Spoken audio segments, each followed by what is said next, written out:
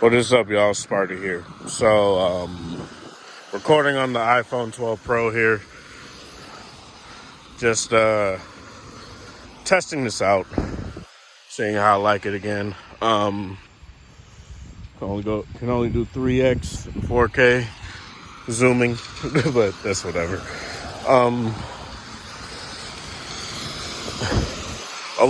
So I guess I want to talk about this conversations people have been having about apologies if you can't hear me. School's ending, so a whole bunch of cars are going by. But iPhone 13 and let's just say high refresh rate. They're gonna obviously it most likely will just be 120 hertz adaptive like everything else this year. But there's a lot of Apple people. I don't understand this. And here's the thing, right? You can say all you want that all the optimization on iPhones are great. Why do we need 120 hertz? But then they use the iPad Pro and then say, "Oh well, all this feels so great," and creaming their pants over it. Got more cream than coffee down there, you know what I mean? And then when these rumors come out that the 13s, in particular the Pros, will have 120 hertz. This is Apple doesn't need it. They have their optimization is so good. And let me tell you something right now. Sit and bounce on my knee here, little Apple fanboy. Let me tell you something right now. Apple's optimization, come a little closer. Apple's optimization is fine. it's fine.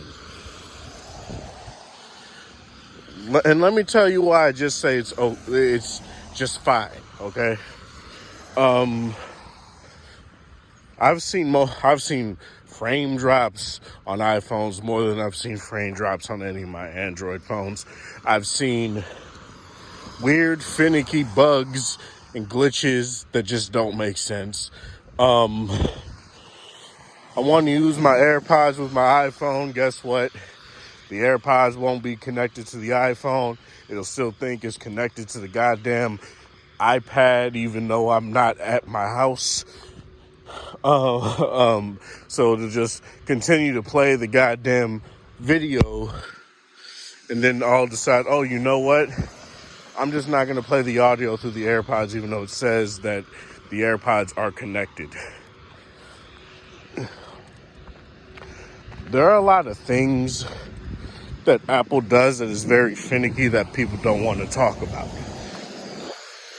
And not only that, if you're paying $1,000, $1,100, $1,200, $1,300, $1,400 for a phone, you should get these features.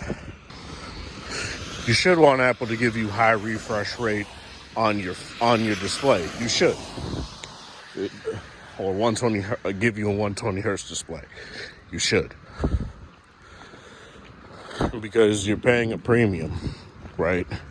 So you should get the best, right? I'm saying right a lot, but whatever. A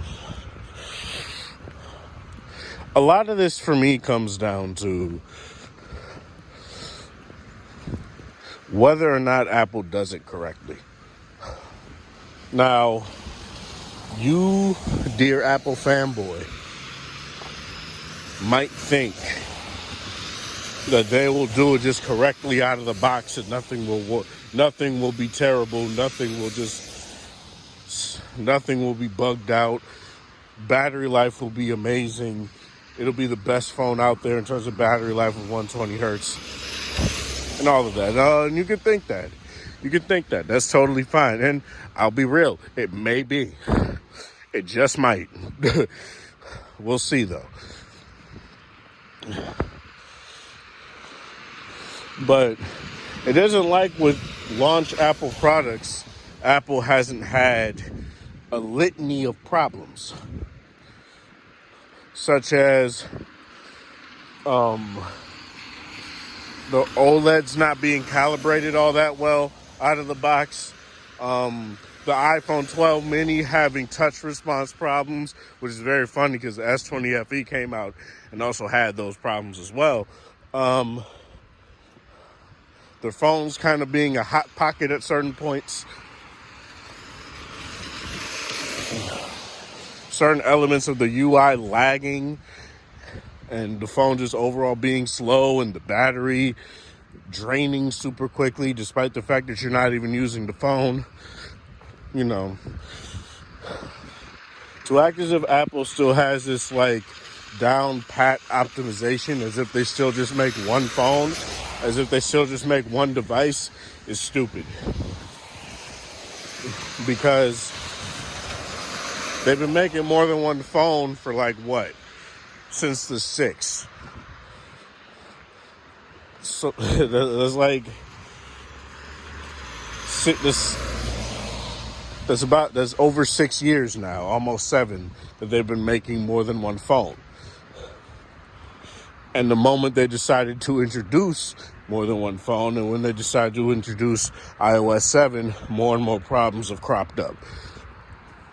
Their optimization ain't as cracked up as it used to be. I see it here now on the 12 Pro, where I switched to 4K 60 from HD 30 on the phone. I do it super quick. The phone takes like 2 whole ass seconds, 2 to 3 whole ass seconds to even switch to it.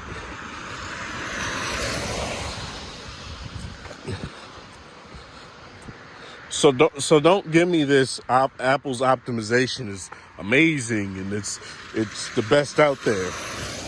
It's as good as Samsung's, if not a little bit better. And Samsung's is not amazing. So let's just get that out the way. Now, I'd say it's definitely a lot better than Samsung's, since Samsung puts out like 50 phones a year. And then they do the exact same thing as Apple. They put out the same software, and then they just pare down the camera software. They pare down everything else, and then certain things get bugged out. I've talked about my experience with Android 11 on the S20 FE plenty of times, and how the camera was just unusable until that update came out to fix everything. So, and I'll give you this. I've never had an iPhone be unusable, but I've had an iPhone lag out doing basic stuff. So stop acting as if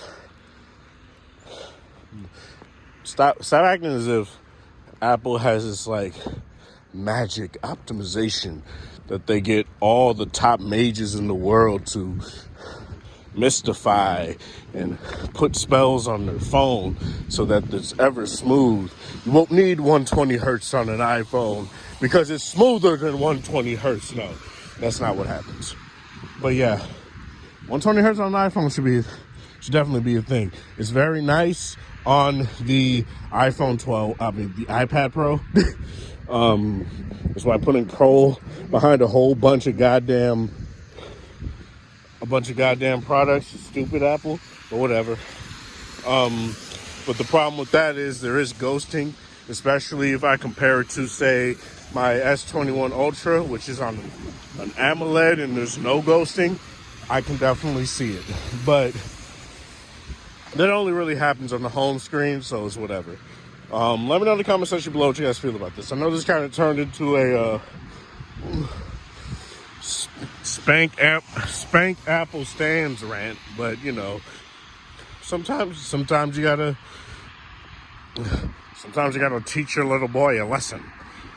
Yeah, but this is Sparta. Thank you guys for watching Extra Sport. Hope you guys have a wonderful Tuesday or whatever time of day is in the area. Have a good one.